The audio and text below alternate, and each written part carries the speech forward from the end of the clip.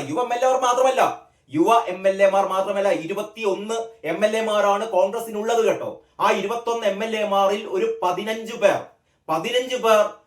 വളരെ കൃത്യമായ നിലപാട്, സതീശനെതിരെ കൃത്യമായ നിലപാട് കൈക്കൊണ്ടിരിക്കുന്നു എന്നുള്ളതാണ് രാഷ്ട്രീയ കേരളത്തിലെ ഏറ്റവും പ്രധാനപ്പെട്ട വാർത്ത.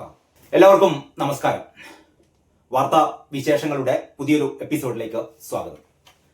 ഞാനിന്ന് രാവിലെ, അതായത് 2026 നിയമസഭാ തിരഞ്ഞെടുപ്പിന്റെ മുന്നൊരുക്കങ്ങളുമായി വിവിധ രാഷ്ട്രീയ പാർട്ടികൾ വിവിധ പ്രവർത്തനങ്ങൾ നടത്തിക്കൊണ്ടിരിക്കവേ ഈ പോർക്കളം എന്ന പേരിൽ ഒരു പരമ്പര തുടങ്ങുകയുണ്ടായി.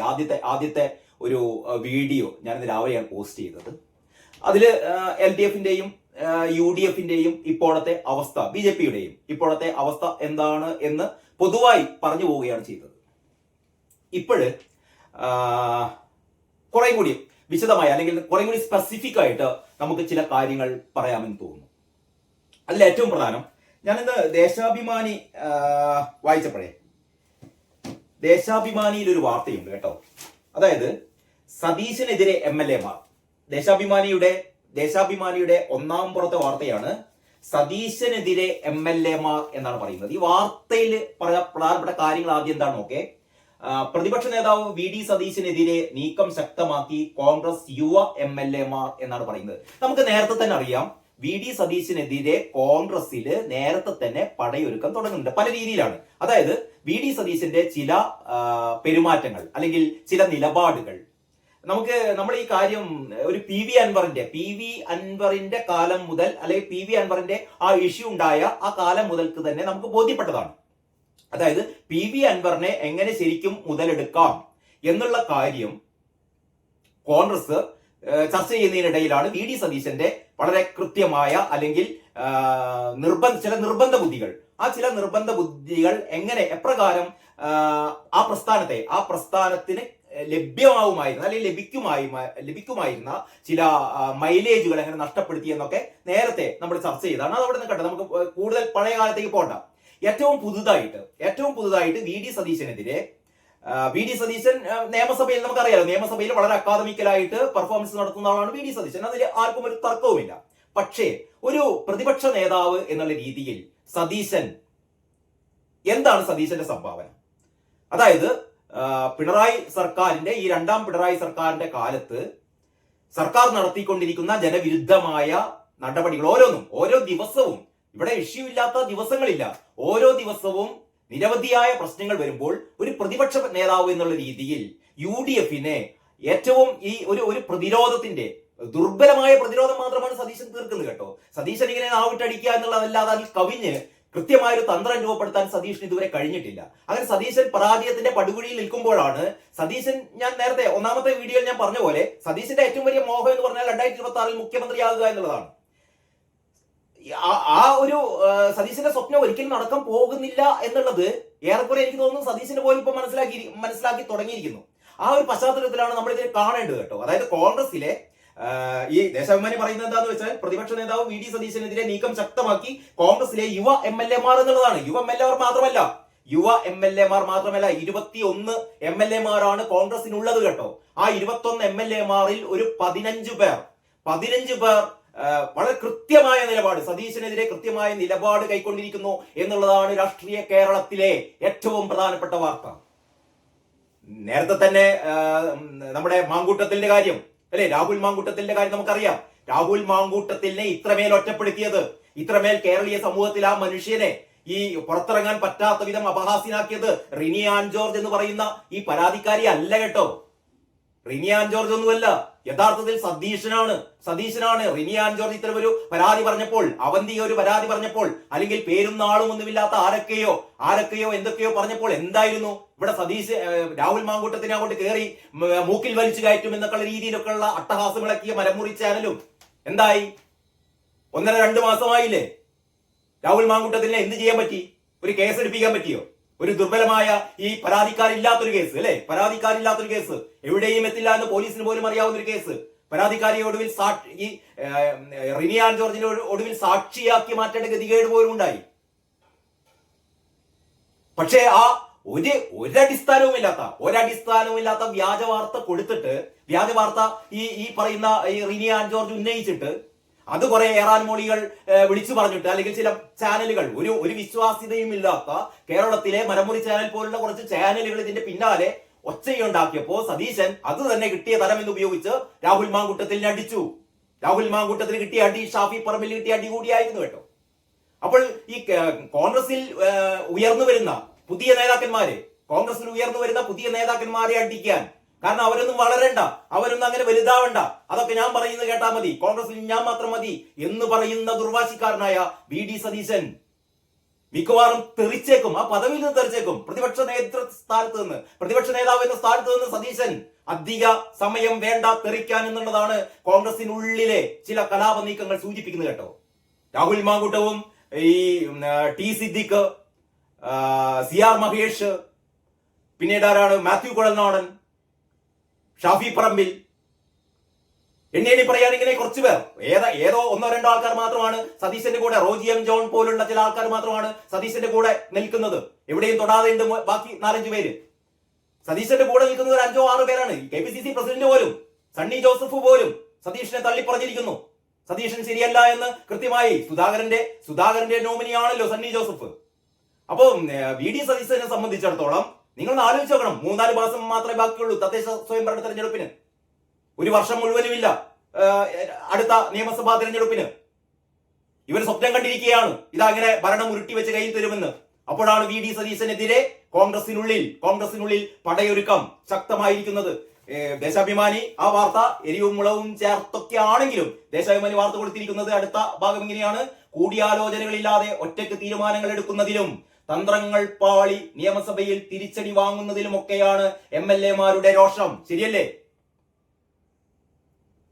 പിന്നീട് പറയുന്നത്, കോൺഗ്രസ് നിയമസഭാ കക്ഷി യോഗത്തിൽ CR മഹേഷും മാത്യു കുഴൽനാടനും സതീശനെതിരെ രൂക്ഷ വിമർശനവുമായി രംഗത്ത് വന്നു. വിട്ടുകൊടുക്കാൻ സതീശനും കൂട്ടാക്കിയില്ല. വാക്പോരിലേക്ക് കടന്നതോടെ KPCC പ്രസിഡന്റ് സണ്ണി ജോസഫ് യോഗം പെട്ടെന്ന് അവസാനിപ്പിച്ചു. ആ യോഗം പെട്ടെന്ന് അവസാനിപ്പിച്ചു എന്നുള്ളത് വളരെ കൃത്യമായ ഒരു വിവരമായിരുന്നു. പക്ഷേ അതിന് അടിസ്ഥാനം ഒരുപക്ഷെ ഇത് തന്നെയായിരിക്കാം എന്നാണ് നമുക്ക് വിശ്വസിക്കാൻ ന്യായമായും. ദേശാഭിമാനി പറയുന്നുകൊണ്ട് മാത്രമല്ല കേട്ടോ, രാഷ്ട്രീയ കേരളം അല്ലെങ്കിൽ നമ്മുടെ രാഷ്ട്രീയ നിരീക്ഷകരുടെ ചില നിരീക്ഷണങ്ങളിൽ നിന്ന് അവരുമായി പങ്കിട്ട ചർച്ചകളിൽ നിന്ന് കിട്ടിയ വിവരമനുസരിച്ച് കോൺഗ്രസിനുള്ളിൽ അടുത്ത കാലത്ത് ഒന്നുമില്ലാത്ത വിധം അതിതീവ്രമായി വിയോജിപ്പുകൾ ഇങ്ങനെ പുകയുകയാണ്. ഞാൻ എന്റെ ആദ്യത്തെ വീഡിയോയിൽ പറഞ്ഞത് UDF-നകത്ത് മുസ്ലിം ലീഗും കോൺഗ്രസും തമ്മിലുള്ള ഒരു മൂപ്പിഴ തർക്കത്തെ കുറിച്ചോ അല്ലെങ്കിൽ അവർ തമ്മിലുള്ള അഭിപ്രായ വ്യത്യാസത്തെ കുറിച്ചൊക്കെയാണ്. പക്ഷേ ഇപ്പോൾ ഏറ്റവും പുതുതായി കിട്ടിക്കൊണ്ടിരിക്കുന്ന വാർത്തകൾ പ്രകാരം അതിനേക്കാൾ അപ്പുറം കോൺഗ്രസിനുള്ളിലാണ് ഈ പറയുന്ന, പണ്ടേ നമുക്കറിയാം കോൺഗ്രസിനുള്ളിൽ ഗ്രൂപ്പ് വഴക്കൊക്കെ സാധാരണ ഉണ്ടാവാറുണ്ട്. ആ ഗ്രൂപ്പ് വഴക്കുകൾക്കൊക്കെ ഒരു ഭംഗിയുണ്ടായിരുന്നു, സൗന്ദര്യം ഉണ്ടായിരുന്നു. ആ ഗ്രൂപ്പ് വഴക്കുകളൊക്കെ കോൺഗ്രസിനെ വളർത്താനേ സഹായിച്ചിട്ടുള്ളൂ. കരുണാകരനും AK ആന്റണിയും ഇരുപക്ഷത്തു നിന്ന് പോരടിച്ചു തുടങ്ങിയപ്പോൾ, അല്ലെങ്കിൽ അതിനുശേഷം ഉമ്മൻചാണ്ടി വന്നപ്പോൾ, അപ്പോഴൊക്കെ നമുക്കുണ്ടാവുന്ന വിവിധമായ ഗ്രൂപ്പ് വഴക്കുകളൊക്കെ കോൺഗ്രസിനെ ശക്തിപ്പെടുത്തുകയും ചെയ്തിട്ടുള്ളൂ. ഇതങ്ങനെയല്ല. ഇത് സതീശൻ മാത്രം മതി എന്ന് പറയുന്ന അഹങ്കാരത്തെയാണ് 15 കോൺഗ്രസ് MLA-മാർ ഇതിനെതിരെ രംഗത്ത് വന്നിരിക്കുന്നത് എന്നാണ് നമ്മൾ മനസ്സിലാക്കുന്നത്. 21 MLA-മാരിൽ 15 പേർ വരിക എന്ന് പറഞ്ഞാൽ സതീശന് സ്ഥാനം നഷ്ടപ്പെടുക എന്നുള്ളത് തന്നെയാണ്. ഇത് നേരത്തെ ലീഡർക്കെതിരെ ഇതേപോലെ ഒരു പറ്റം, അല്ലെങ്കിൽ എനിക്ക് തോന്നുന്നു 40-45 MLA-മാരൊക്കെ ഒരു ഘട്ടത്തിൽ ലീഡർക്കെതിരെ രംഗത്ത് വന്നിരുന്നു. ലീഡറെ പോലും സ്ഥാനം നഷ്ടപ്പെടുത്തിയതാണ് ഇത്തരത്തിലുള്ള ഈ MLA-മാരുടെ കാലുമാറ്റം എന്ന് പറയുന്നത്. AK ആന്റണിക്ക് ഇത് തന്നെ സംഭവിച്ചിട്ടുണ്ട്.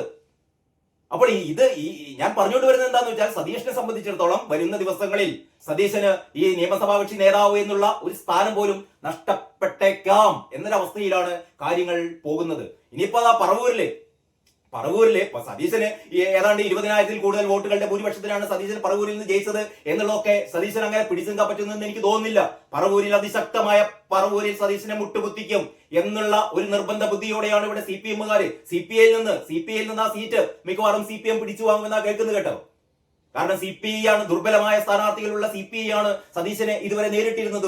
കഴിഞ്ഞ തവണയല്ല, അതിന്റെ മുമ്പത്തെ തവണയല്ല, അതിനു മുമ്പത്തെ തവണ പന്ന്യൻ രവീന്ദ്രനാണ് നമ്മുടെ VD സതീശന് എതിരെ ഒരു ശക്തമായ ഒരു മത്സരം കാഴ്ചവെച്ചത്. അതിനുശേഷമൊക്കെ ദുർബലരായ സ്ഥാനാർത്ഥികളായിരുന്നു പറവൂരിലുണ്ടായിരുന്നത്. പക്ഷെ ഇത്തവണ സതീശനെതിരെ കഴിഞ്ഞ ദിവസം നമുക്ക് അറിയാലോ, പറവൂരില് CPM-ന്റെ ഒരു പെൺകരുത്ത് എന്ന് പറയുന്ന ഒരു പ്രതിഷേധ സംഘം ഉണ്ടായിരുന്നു, നമ്മുടെ ഷൈൻ ടീച്ചറുടെ ഒക്കെ നേതൃത്വത്തിൽ ഉണ്ടായിരുന്നത്. ഒരു അപഹാസ്യമായ സമ്മേളനമായിരുന്നു.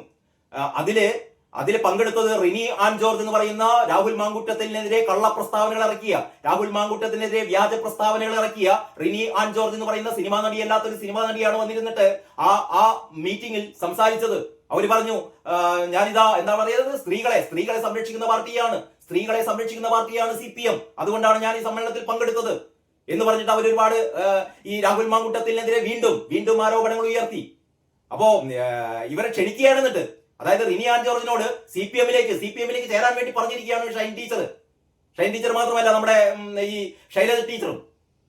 കാരണം സൈബർ ആക്രമണങ്ങൾക്കെതിരെയായിരുന്നു, അതായത് സ്ത്രീകൾക്ക് നേരെയുള്ള സൈബർ ആക്രമണങ്ങൾക്കെതിരെയായിരുന്നു ഈ ഒരു പെൺകൂട്ടായ്മ പറവൂരിൽ സംഘടിപ്പിച്ചത് കേട്ടോ. കാരണം അത് നമുക്കറിയാം, ഷൈൻ ടീച്ചർക്കെതിരെ ഒരുപാട് സൈബർ ആക്രമണങ്ങൾ ഉണ്ടായി. റിനി ആൻ ജോർജ് പറയുന്നത് റിനി ആൻ ജോർജിനെതിരെയും സൈബർ ആക്രമണങ്ങൾ ഉണ്ടായി എന്നുള്ളതാണ്. പക്ഷെ റിനി ആൻ ജോർജ് രാഹുൽ മാങ്കൂട്ടം എന്ന് പറയുന്ന ഒരു യുവ നേതാവിനെ ഏത് രീതിയിലാണ് അപഹാസ്യരാക്കിയതെന്ന് ഈ രാഷ്ട്രീയ കേരളം കണ്ടതാണ്. ഒരടിസ്ഥാനവുമില്ലാതെ ആ മീറ്റിംഗിൽ പോലും റിനി ആൻ ജോർജ് പറഞ്ഞു, രാഹുൽ മാങ്കൂട്ടെ എനിക്കെതിരെ പ്രത്യേകിച്ച് ഒന്നും ചെയ്തിട്ടില്ല, എനിക്ക് 2-3 മെസ്സേജ് അയച്ചു, അത്രയേ ഉള്ളൂ. എനിക്കെതിരെ 2-3 മെസ്സേജ് അയച്ചാൽ അത്രയേ ഉള്ളൂ. പിന്നെ ഈ കുറെ ആൾക്കാർക്കെതിരെ രാഹുൽ മാങ്കൂട്ടം ലൈംഗിക അധിക്ഷേപങ്ങൾ നടത്തിയിട്ടുണ്ടെന്ന് റിനിക്ക് അറിയാലോ. റിനിയാണോ ഇവിടുത്തെ രഹസ്യ പോലീസ്? കേരളത്തിലെ രഹസ്യ പോലീസിന്റെ ഈ ആസ്ഥാന നേതാവ് എന്ന് പറയുന്നത് റിനി ആൻ ജോർജ് ആണോ? ഏതടിസ്ഥാനത്തിലാണ് റിനി ആൻ ജോർജ് ആ സമ്മേളനത്തിൽ ഈ രാഹുൽ മാങ്കൂട്ടത്തിനെതിരെ ഒരുപാട് പെൺകുട്ടികൾ ആരോപണം ഉന്നയിച്ചു എന്ന് ഈ റിനി ആൻ ജോർജ് എങ്ങനെയാണ് പറയാൻ പറ്റുക? എന്ന് പറഞ്ഞാൽ ഇല്ലാത്ത ആരോപണങ്ങൾ, ഇല്ലാത്ത പ്രസ്താവനകളാണ് നടത്തുന്നത്. അപ്പോൾ രാഹുൽ മാങ്കൂട്ടത്തിനെ നമുക്ക് ആക്രമിക്കാം അല്ലെ? അവാസ്തവമായ കാര്യം പറയണം. ഇപ്പൊ എന്തേ ഗർഭം പോയി ഗർഭചിത്രം, എന്താണ് അനധികൃത ഗർഭചിത്രം നടത്താൻ വേണ്ടിയിട്ട് ഏതൊരു ഡോക്ടർ, പിന്നെ രാഹുലിന്റെ സഹായിയായ വ്യവസായി, ബാംഗ്ലൂരിലെ ആശുപത്രി, മലമുറി ചാനലിന്റെ റിപ്പോർട്ടർമാരൊക്കെ പെട്ടി കടന്നിരുന്നല്ലോ ഈ പറയുന്ന സ്ഥലങ്ങളിലൊക്കെ. എന്നിട്ട് എന്തായി വല്ല തുമ്പും കിട്ടിയോ? അപ്പൊ ഞാൻ പറഞ്ഞുകൊണ്ട് വരുന്നത്, ഇതിനൊക്കെ അതായത് റിനി ആൻ ജോർജിനെയോ അല്ലെങ്കിൽ അവന്തികയെയോ ആൾക്കാരെയോ ഒന്നും അല്ല ഞാൻ കുറ്റപ്പെടുത്തുന്നത്, VD സതീശനാണ്. ഇങ്ങനെയുള്ള ആരോപണം ഉയർന്നപ്പോൾ ഇപ്പം നമ്മുടെ ഷൈൻ ടീച്ചർക്കെതിരെ ഇത്തരം ആരോപണം ഉയർന്നപ്പോൾ എന്താ സംഭവിച്ചത്? ഷൈൻ ടീച്ചറും ഈ പാർട്ടിയിലെ എല്ലാ ഘടകങ്ങളും ഒത്തൊരുമിച്ചുകൊണ്ട് ഇതിനെതിർത്തു, ശക്തമായ നിലപാടെടുത്തു. പിന്നീട് ആരോപണങ്ങൾ അതോടുകൂടി ഇല്ലാണ്ടായി. രാഹുൽ മാങ്കൂട്ടത്തിനെതിരെ ആരോപണങ്ങൾ ഉയർന്നപ്പോൾ കൃത്യമായ ആ രീതിയിൽ പ്രതിരോധിക്കാമായിരുന്നു കോൺഗ്രസിന്. പരാതിയുള്ളവർ പോലീസിൽ പരാതിപ്പെടട്ടെ, അങ്ങനെയാണല്ലോ ശരി. ആർക്കാണ് പരാതിയുള്ളവർ തെളിവുകൾ സഹിതം പോലീസിൽ പരാതിപ്പെടട്ടെ, നിയമ നടപടികൾ കൈക്കൊള്ളട്ടെ എന്ന് പറഞ്ഞാൽ മതിയായിരുന്നു. അപ്പോഴത്തേക്ക് VD സതീശൻ ഇതൊരു ആയുധമായി കയ്യിലെടുത്തു. എങ്ങനെയാണ് ഈ പറയുന്ന ഈ യുവ നേതാക്കന്മാരെ എങ്ങനെയാണ് അടിച്ചിരുത്തേണ്ടത്? കളഞ്ഞു കിട്ടിയ ഒരു വടി, ആ വടി കയ്യിലെടുത്ത് അടിച്ചു. അതാണ് ഉണ്ടായത്. എന്ന് പറഞ്ഞാൽ ഒരു പ്രസ്ഥാനത്തെ കേരളത്തിലെ കോൺഗ്രസ് പ്രസ്ഥാനത്തെ നശിപ്പിക്കാൻ പോകുന്നത് VD സതീശനാണ്. VD സതീശൻ അതിന്റെ എല്ലാ പ്രത്യാഘാതങ്ങളും ഇതാ അനുഭവിക്കാൻ പോവുകയാണ്. വരും ദിവസങ്ങളിൽ ഈ 15 MLA-മാർ അവരുടെ എണ്ണം കൂടുക തന്നെ ചെയ്യും. VD സതീശന് എനിക്ക് തോന്നുന്നില്ല VD സതീശന് അധികകാലം പിടിച്ചു നിൽക്കാനാവുമെന്ന്. മാത്രമല്ല ഇപ്പൊ ദേശാഭിമാനിയുടെ റിപ്പോർട്ടിന്റെ ബാക്കി ഭാഗം ഇങ്ങനെയാണ്: നിയമസഭാ കക്ഷി യോഗം ചേരാറില്ലെന്നും ഈ പോക്ക് അനുവദിക്കാനാവില്ലെന്നുമാണ് MLA-മാരുടെ വാദം. 4.5 വർഷത്തിനിടെ 2-3 യോഗമേ ചേർന്നിട്ടുള്ളൂ. 20 അംഗങ്ങൾ മാത്രമുള്ള പാർട്ടിക്ക് യോഗം വിളിച്ച് ചർച്ച നടത്താൻ തടസ്സം എന്താണ്? കൂടിയാലോചന ഇല്ലാത്തതിനാലാണ് സഭയിൽ പല ദിവസവും UDF-ന്റെ നീക്കങ്ങൾ പരാജയപ്പെടുന്നത്. ഇത് തുടർച്ചയായി നാണക്കേടുണ്ടാക്കുന്നു. രാഹുൽ ഗാന്ധിക്കെതിരെ BJP നേതാവ് ചാനൽ ചർച്ചയിൽ ഭീഷണി മുഴക്കിയതിനോട് ഉടൻ പ്രതികരിച്ചതുമില്ല. അങ്ങനെ തുടരുന്നു ദേശാഭിമാനി വാർത്ത. ഇവിടെയല്ലാതെ എവിടെ കാര്യങ്ങൾ ആലോചിക്കും? MLA-മാർ ചോദിച്ചു. ഈ നിയമസഭാ കക്ഷി യോഗത്തിൽ ചോദിക്കുകയാണ് MLA-മാർ. പ്രകോപിതനായ പ്രതിപക്ഷ നേതാവ് മതി ഇനി സംസാരിക്കേണ്ട എന്ന് താക്കീത് നൽകി. അഹങ്കാരമാണിത്, ഞങ്ങൾ സംസാരിച്ചാൽ എന്ത് ചെയ്യുമെന്നായി MLA-മാർ. രമേശ് ചെന്നിത്തല ഉൾപ്പെടെ മുതിർന്ന നേതാക്കളുടെ സാന്നിധ്യത്തിലായിരുന്നു ഈ സംഭവം എന്നാണ് പറയുന്നത്. രമേശ് ചെന്നിത്തലയും ഇത് നോക്കിയിരിക്കുകയാണ് കേട്ടോ. ഞാൻ നേരത്തെ പറഞ്ഞ പോലെ എല്ലാവരും അവരവരുടെ കാര്യം നോക്കിയിട്ട് എങ്ങനെ തങ്ങൾക്ക് മുഖ്യമന്ത്രിയാവാം എന്നുള്ളതാണ് നോക്കി നിൽക്കുന്നത്. അപ്പോൾ ഈ പോർക്കളം എന്ന് പറയുന്ന ഈ സീരീസിന്റെ അല്ലെങ്കിൽ ഈ പരമ്പരയുടെ 2ാം ഭാഗമായ ഈ ഒരു വീഡിയോ ഏറ്റവും പ്രധാനമായി കോൺഗ്രസിന് എന്താണ് പ്രവർത്തിക്കാൻ കഴിയുക എന്നുള്ളതാണ് ഞാൻ ഉയർത്തുന്ന ചോദ്യം. ഇത് സംബന്ധിച്ച് നിങ്ങൾക്കുള്ള പ്രതികരണങ്ങൾ അറിയിക്കുക. എല്ലാവർക്കും നന്ദി, നമസ്കാരം.